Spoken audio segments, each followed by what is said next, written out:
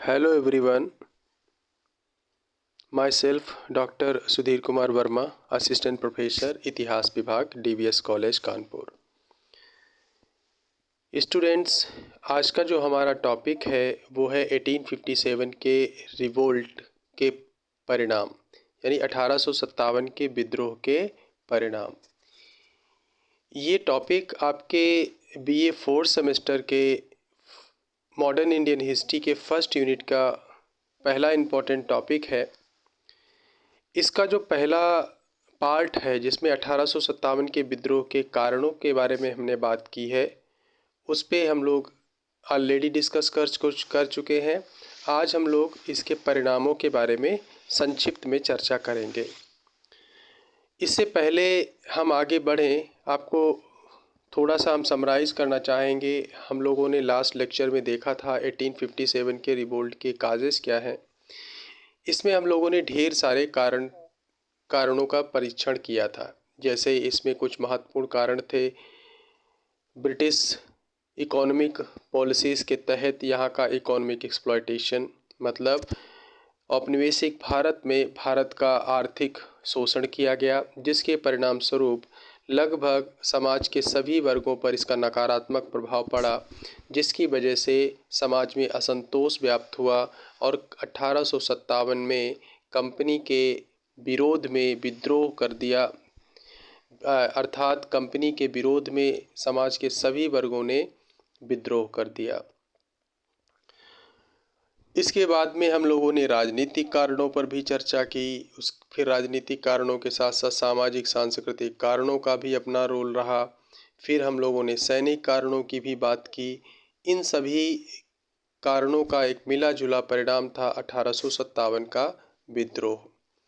और उसी कड़ी में हम लोग आज नेक्स्ट पार्ट में बात कर रहे हैं, वो है 1857 के विद्रोह के परिणाम। तो इन परिणामों की जब हम लोग बात करते हैं तो सबसे पहले आपको ये पता होना चाहिए कि जो 1857 का विद्रोह है, इस विद्रोह के कारणों के साथ साथ परिणामों का भी व्यापक असर पड़ा। और ये परिणामों का व्यापक असर ऐसे पड़ा कि इनके माध्यम से कंपनी ने भारत में अपने साम्राज्य को मजबूती प्रदान करने का पूरा प्रयास किया। फॉर एग्ज़ाम्पल, जैसे अगर हम देखें, इसके परिणामों में सबसे पहला जो परिणाम नज़र आता है वो ये, भारत में अब 1857 के विद्रोह के पश्चात ईस्ट इंडिया कंपनी का शासन समाप्त हो गया। इससे पहले तक आप लोगों ने अगर इतिहास को ध्यान से पढ़ा होगा तो आप लोगों ने ये देखा होगा कि 1857 के विद्रोह से पहले जो भी चीज़ें हैं वो कंपनी के माध्यम से यहाँ पर देखी जा रही हैं। मतलब एक तरह से यहाँ के प्रशासनिक कार्य वो भी कंपनी के अंतर्गत है, और यहाँ पर जो व्यापारिक गतिविधियाँ हैं या जो इकोनॉमिक एक्टिविटीज़ कंपनी की हैं वो भी कंपनी के माध्यम से ही, ईस्ट इंडिया कंपनी के माध्यम से ही संचालित की जा रही थी। लेकिन जब 1857 का विद्रोह हुआ, उसके बाद में एक तरह से भारत में ईस्ट इंडिया कंपनी का पूरी तरह से जो रोल है या भूमिका है उसको समाप्त कर दिया गया। और भारत का जो प्रशासन है या यहाँ पर जो भी ब्रिटिश ईस्ट इंडिया कंपनी की जो भी गतिविधियाँ थीं, उन सब पर प्रत्यक्ष नियंत्रण अब ब्रिटिश शासन का हो गया। मतलब अब ईस्ट इंडिया कंपनी की कोई भूमिका नहीं रही है। अब सीधे जो है भारत का शासन ब्रिटिश क्राउन के माध्यम से यहाँ पर देखा जाएगा। अब इसके लिए एक व्यवस्था बनाई गई। व्यवस्था ये बनाई गई, आप देखें कि यहाँ पर पहले तो ब्रिटिश क्राउन ने सीधे सत्ता अपने हाथों में ली, और फिर उसके बाद में एक यहाँ पर एक व्यवस्था बनाई गई। व्यवस्था ये बनाई गई कि एक भारत सचिव के पद का निर्माण किया गया, और इंडियन सेक्रेटरी के जो पद का निर्माण किया गया उसके साथ साथ में 15 सदस्यों की एक काउंसिल बनाई गई। वो 15 सदस्यों की काउंसिल एक तरह से आप कह सकते हैं कि एक व्यक्ति है, और वो 15 व्यक्तियों के माध्यम से उसको सलाह दी जाती है और उनकी एक तरह से कह सकते हैं मदद के माध्यम से वो भारत में एक तरह से ब्रिटिश शासन का संचालन करता है। और सबसे बड़ी बात, ये व्यक्ति कौन है, ये सचिव कौन है? ये सचिव ब्रिटिश मंत्रिमंडल का ही एक मंत्री है जो भारत संबंधी मामलों को देखेगा, और उसकी पोस्ट को भारत सचिव कहा गया। और भारत सचिव के साथ में 15 सदस्यीय परिषद बनाई गई, काउंसिल बनाई गई। उसके माध्यम से भारत में ब्रिटिश की चीज़ों का संचालन होगा। मतलब कंपनी का शासन समाप्त हो गया। अब सीधे जो है भारत पर ब्रिटेन का नियंत्रण हो गया। और इस व्यवस्था को बनाए रखने के लिए या इसकी व्यवस्था को देखरेख करने के लिए आप देखेंगे कि यहाँ पर एक तरह से ब्रिटिश मंत्रिमंडल के एक मंत्री के द्वारा यानी भारत सचिव के द्वारा 15 सदस्यीय परिषद के द्वारा भारत के मामलों की देखभाल की जाने लगी। अब इसका अगला क्या परिणाम हुआ? अगला परिणाम ये हुआ, एक अधिनियम लाया गया। अधिनियम क्या लाया गया? अधिनियम लाया गया भारत शासन अधिनियम 1858। भारत शासन अधिनियम 1858। 1858 का जो अधिनियम लाया गया उसमें कुछ खास प्रावधान किए गए। खास प्रावधान ये किए गए, अब जो है भारत का जो गवर्नर जनरल है उसकी पोस्ट को अब वायसराय के नाम से जाना जाएगा। गवर्नर जनरल कौन होता है इस समय? इस समय गवर्नर जनरल लॉर्ड कैनिंग होता है, जिसके टाइम पीरियड पे 1857 का विद्रोह होता है। अब यही लॉर्ड कैनिंग इस भारत शासन अधिनियम के तहत भी है, इस दौरान 1858 के टाइम पीरियड में भी है। तो मतलब अब ये गवर्नर जनरल की जो पोस्ट पे कैनिंग महोदय पहले काम कर रहे थे, उस गवर्नर जनरल की पोस्ट को समाप्त करके अब उसकी जगह पर वायसराय का पद निर्धारित कर दिया गया है। मतलब एक तरह से कह सकते हैं कि गवर्नर जनरल को ही अब वायसराय कहा जाने लग गया। तो आप ऐसे कह सकते हैं कि भारत का जो अंतिम गवर्नर जनरल है वो है लॉर्ड कैनिंग। और भारत का पहला वायसराय कौन बनेगा? पहला वायसराय भी बनेगा लॉर्ड कैनिंग। तो आप ये कह सकते हैं कि भारत शासन अधिनियम 1858 लाया गया 1857 के विद्रोह के पश्चात, और उसके माध्यम से यहाँ पर गवर्नर जनरल की जगह पर अब वायसराय के पद का निर्माण किया गया। और उस पर कार्य करने वाला जो पहला व्यक्ति है वो लॉर्ड कैनिंग है। और इस लॉर्ड कैनिंग के द्वारा आगे की व्यवस्था का संचालन किया गया, जिसमें आप ये देख सकते हैं।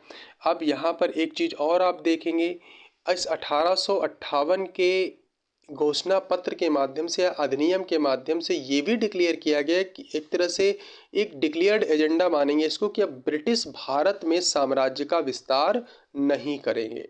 ये उन्होंने घोषित किया। उन्होंने कहा कि हमने अब इस नीति का त्याग कर दिया है कि हम भारत में साम्राज्य का विस्तार नहीं करेंगे। और साथ में ये भी बताया कि हम लोगों के सामाजिक और धार्मिक मामलों में हस्तक्षेप नहीं करेंगे। ऐसा क्यों किया?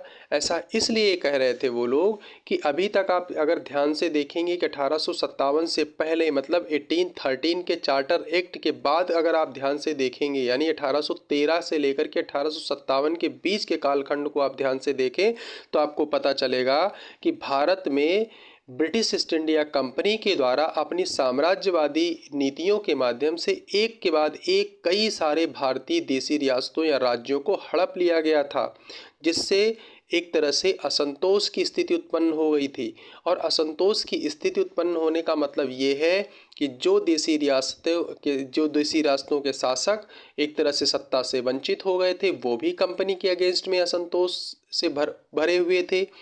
और राज्य के अंतर्गत काम करने वाले जो प्रशासनिक व्यक्ति यानी कर्मचारी थे वो भी कंपनी के विरुद्ध में खड़े हो गए। जो सैनिक थे वो भी बेरोजगार हो गए, वो भी कंपनी के विरोध में खड़े हो गए। इसी तरह से आप देखेंगे इन शासक वर्गों के द्वारा जो समाज के व्यक्तियों को संरक्षण दिया जा रहा था, यानी कि बहुत सारे शिल्पी समूह हैं, बहुत सारे कलाकार लोग हैं, यानी कि एक तरह से साहित्यिक प्रकृति के व्यक्ति के लोग हैं, यानी एक तरह से कह सकते हैं कि जो हमारा परंपरागत राजशाही का जो सिस्टम था उसमें बहुत सारे समुदायों को संरक्षण दिया जाता था, वो भी एक तरह से असंतुष्ट हो गए कंपनी की इस प्रकार की नीतियों की वजह से। तो मतलब ये समाज का, भारतीय समाज का हर वर्ग लगभग कंपनी की साम्राज्यवादी विस्तार की नीतियों के विरोध में, कंपनी के अगेंस्ट में खड़ा हो गया। तो यही कारण था कि 1857 के बाद जब 1858 का अधिनियम लाया गया, इसमें ये डिक्लेयर्ड किया गया, डिक्लेयर्ड एजेंडा एक तरह से उन्होंने सेट करने की कोशिश की कि हम भारत में अब साम्राज्य का विस्तार नहीं करेंगे। और साथ ही उन्होंने कहा कि हम लोगों के सामाजिक और धार्मिक मामलों में भी हस्तक्षेप नहीं करेंगे। ऐसा क्यों कह रहे थे वो? ऐसा इसलिए कह रहे थे क्योंकि अभी आप ध्यान से देखेंगे कि एक तरफ तो साम्राज्यिक विस्तार हो रहा है, एक तरह से इंडिया को सेमी मॉडर्नाइज करने की कोशिश की जा रही है ताकि यहाँ पर भारतीय बाजार का, ताकि यहाँ पर जो इंडियन सोसाइटी है वो एक तरह से ब्रिटिश बाजार के तौर पे काम कर सके। तो सेमी मॉडर्नाइज करने के क्रम में क्या हुआ, भारत का अर्ध आधुनिकीकरण करने के क्रम में, बाजार के निर्माण करने के क्रम में यहाँ की सोसाइटी में, यहाँ के रिलीजन में, यानी कि यहाँ की परंपराओं में, यहाँ की धार्मिक व्यवस्थाओं में हस्तक्षेप किया। फॉर एग्जाम्पल, जैसे सती प्रथा को रोक लगाना, जैसे विधवा विवाह को प्रोत्साहित करना, जैसे बाल विवाह पर प्रतिबंध लगाना, अंग्रेजी शिक्षा को प्रोत्साहित करना और ढेर सारी एक तरह से औपनिवेशिक नीतियों का यहाँ पर लागू करने के क्रम में यहाँ के समाज और धर्म में हस्तक्षेप किया गया। इसका परिणाम ये हुआ कि भारत के जो ऐसे लोग हैं जिनको कंपनी से डायरेक्ट कोई लेना देना नहीं था, मतलब कि जन साधारण के लोग यानी जन सामान्य के व्यक्ति अपने दीन ईमान की रक्षा के लिए कंपनी के विरोध में खड़े हो गए। और इसी का परिणाम था एक बड़ी संख्या में यानी कि जन सामान्य की भागीदारी हमें इस विद्रोह में देखने को मिलती है। तो इसी का परिणाम ये हुआ कि कंपनी ने अब यहाँ पर ये भी घोषित करने की कोशिश की कि हम लोगों के समाज और धर्म में अब हस्तक्षेप करने मतलब एक तरह से नहीं करेंगे, ये उन्होंने डिक्लेयर किया। यहाँ पर ये भी परिणाम हुआ। लेकिन यहाँ पर ध्यान देने वाली बात ये है, वो ये कि कंपनी ने ये दोनों चीज़ों को डिक्लेयर्ड तो कर दिया कि हम साम्राज्य का विस्तार नहीं करेंगे, हम धार्मिक और सामाजिक मामलों में हस्तक्षेप नहीं करेंगे, लेकिन इन वास्तविकता में ऐसा नहीं था। साम्राज्य का विस्तार भी किया गया, लोगों के जीवन में हस्तक्षेप भी किया गया, लेकिन कहीं ना कहीं कंपनी अपनी एक तरह से जड़ें मजबूत करती हुई चल रही थी साथ में, ताकि दोबारा से ऐसे विद्रोह की स्थिति ना बने। तो आप ये कह सकते हैं कि ये दो महत्वपूर्ण परिणाम सामने आए। अब इसके बाद में हम अगर आगे की बात करें तो हम देखेंगे यहाँ पर एक सबसे महत्वपूर्ण परिणाम सामने हमें ये दिखाई पड़ता है कि 1857 का जब विद्रोह हुआ था तो उस समय आप लोगों ने देखा, उसके कारणों के तौर पे आप लोगों ने देखा कि बड़ी संख्या में भारतीय सैनिकों ने यहाँ पर हिस्सेदारी ली थी। भारतीय सैनिकों ने यहाँ पर हिस्सेदारी ली थी। तो अब आप देखेंगे कि जो भारतीय सैनिक हैं जिन्होंने यहाँ पर ये हिस्सेदारी ली थी, आखिर ये कौन थे? इनके बारे में आप पढ़ेंगे तो आपको पता चलेगा कि अवध के ये किसान ही थे, इनको वर्दीधारी किसान कहा जाता है। तो आखिर आप इसके भौगोलिक क्षेत्र को देखेंगे तो आपको पता चलेगा जो 1857 का विद्रोह है वो बेसिकली अवध के क्षेत्र में बहुत ज़्यादा हावी था। और ऐसा क्यों था? ऐसा इसलिए था क्योंकि यहाँ पर बड़ी संख्या में अवध के क्षेत्र के जो किसान हैं या किसानों के जो बेटे हैं वो सैनिक के तौर पे ब्रिटिश सेना में भर्ती थे। और जब विद्रोह की स्थिति बनी या जब विद्रोह हुआ तो इन्हीं भारतीय सैनिकों ने बढ़ चढ़ करके यहाँ पर 1857 के विद्रोह को लीड किया, उसमें भागीदारी की और एक तरह से ब्रिटिश की सत्ता को चैलेंज कर दिया। तो कंपनी के द्वारा 1857 के विद्रोह के बाद ये नीति अपनाई गई कि हमें ऐसी चीज़ों के प्रति अब ध्यान रखना है कि एक तरह से कह सकते हैं कि जो राजनीतिक दृष्टि से थोड़ा सा जागरूक है या सेंसिटिव क्षेत्र है, वहाँ पर भारतीय सैनिकों को हम ब्रिटिश सैनिकों के अनुपात की तुलना में एक तरह से कह सकते हैं कि कम उनकी संख्या रखेंगे। मतलब ये इसको साधारण शब्दों में ऐसे समझो कि 1/2 का अनुपात रखा जाएगा। मतलब अगर एक भारतीय सैनिक है तो उसके पैरेलल में 2 ब्रिटिश सैनिकों को अपॉइंट किया जाएगा। खास करके जो तोपखाना विभाग है यानी कि जो तोपें हैं, जो बंदूकें हैं, ऐसे इन पे नियंत्रण रखने वाले लोग हैं, ये यूरोपीय ही होंगे, भारतीय नहीं होंगे। मतलब ये कि एक तरह से कह सकते हैं कि जो अवध वगैरह का जो क्षेत्र है, अब यहाँ पर भारतीय सैनिकों की बजाय ब्रिटिश सैनिकों को ज़्यादा नियुक्त करने की कोशिश की गई, ताकि ताकि आप ये कह सकते हैं कि दोबारा ऐसी विद्रोह की गुंजाइश ना बने। साथ में ये भी डिक्लेयर किया गया, साथ में ये प्रयास करने की भी कोशिश की गई कि अब जो है, जैसे रॉयल आयोग गठित किया गया, इसके माध्यम से कहा गया कि जो भारतीय सैनिक हैं उनको हम जाति समुदाय के माध्यम से ज़्यादा विभाजित करने की कोशिश करेंगे, यानी कि जाति धर्म के माध्यम से उनके रेजिमेंट्स को डिवाइड करेंगे, और ऐसी स्थिति में क्या होगा, उनमें बहुत ज़्यादा एकता की स्थिति नहीं बन पाएगी। उनमें एकता की स्थिति नहीं बन पाएगी, मतलब आपस में ही उनमें फूट पड़ी रहेगी। तो ऐसी कंडीशन में ब्रिटिश की सत्ता मजबूत होती रहेगी। तो आप ये कह सकते हैं कि भारतीय सैनिकों को संतुलित करने की कोशिश की गई ब्रिटिश सैनिकों के माध्यम से। उच्च पदों पर भारतीय सैनिकों की नियुक्ति से परहेज किया गया, और ऐसी जगहों पर भारतीय सैनिकों की नियुक्ति से परहेज किया गया जो एक तरह से कह सकते हैं जो ब्रिटिश को नुकसान पहुंचा सकते थे, जैसे बंदूक और तोपों के नियंत्रण की स्थितियां। इसी तरह से भारतीय सैनिकों को जाति धर्म समुदाय में विभाजित करके उनमें एकता की स्थिति को ना बनने दिया जाए, ऐसी नीति अपनाई गई। यहाँ पर एक चीज़ को मैं और आपसे डिस्कस करना चाहूँगा, वो ये कि एक तरह से यहाँ पर इस नीति पर भी बल दिया गया कि जो एक भारत के जो राजा महाराजा हैं उनको एक तरह से कंपनी के प्रति वफादार बनाने का प्रयास किया गया, और उनको वफादार इसलिए बनाया गया कि बहुत सारी जगहों पर बहुत सारे जो देसी रियासतों के राजा और राजकुमार थे उन्होंने कंपनी का साथ दिया था, और एक तरह से 1857 के विद्रोह को बढ़ने से रोकने का भी काम किया था। और ऐसी स्थिति में तरंगरोध की स्थिति बनी रहे आगे आने वाले समय में भी, इसलिए यहाँ के देसी रियासतों के साथ में ब्रिटिश कंपनी ने अपने संबंधों को प्रगाढ़ करने का भरपूर प्रयास किया। ये नीति भी अपनाई गई। इसके साथ साथ में कुछ ये भी परिणाम आए, जैसे आप देखेंगे कि यहाँ से आगे डिवाइड एंड रूल की जो पॉलिसी है उस पर ज़्यादा बल दिया गया, क्योंकि 1857 के विद्रोह में आप देखेंगे यहाँ पर हिंदू और मुस्लिम दोनों समुदायों के द्वारा मिलजुल करके विद्रोह किया गया था। लेकिन अब कंपनी इस बात को समझ चुकी थी, अगर यहाँ पर अपनी स्थिति को मजबूत करना है तो ऐसी स्थिति में क्या करना पड़ेगा, हमें हिंदू और मुस्लिम समुदाय को विभाजित करना पड़ेगा। तो इसी तरह से उन्होंने शुरुआती चरण में ब्रिटिश गवर्निंग सरकार के द्वारा ये नीति अपनाई गई कि इसको एक तरह से मुस्लिम विद्रोह को एक तरह से मुस्लिम षड्यंत्र साबित करने का प्रयास किया गया, और ये कहा गया कि मुस्लिमों के खिलाफ हिंदुओं को ज़्यादा प्रमोट किया जाए।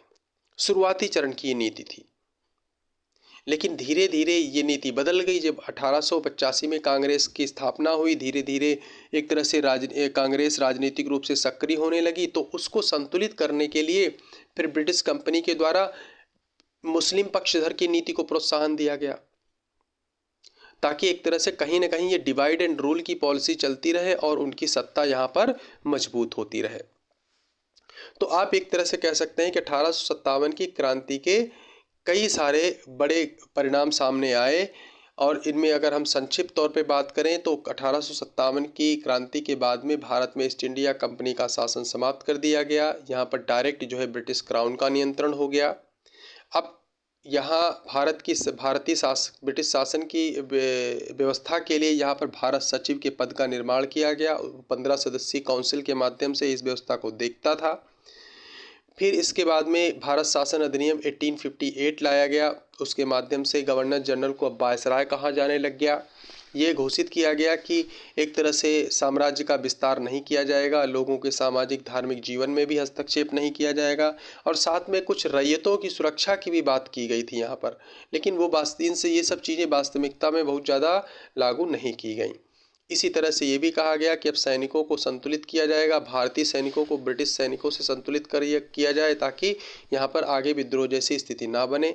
भारतीय सैनिकों को जाति समुदाय धर्मों में विभाजित किया जाए ताकि इनमें एकता की स्थिति ना हो। भारतीय राजाओं को अपने पक्ष में रखने का प्रयास किया जाए ताकि ये तरंगरोध का काम करते रहें विद्रोह के अगेंस्ट, अगर भविष्य में ऐसा होता है तो।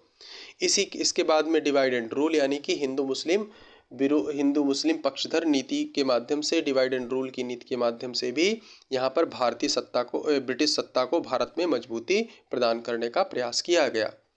तो ये कुछ परिणाम हमें 1857 के विद्रोह के दिखाई पड़ते हैं। और इसके बाद में हम लोग आने वाले समय में अब अगला टॉपिक अपना हम डिस्कस करेंगे। तो आज के लिए ही स्टूडेंट इतना ही। हम लोग अगली क्लास में मिलते हैं अगले टॉपिक के साथ में। धन्यवाद।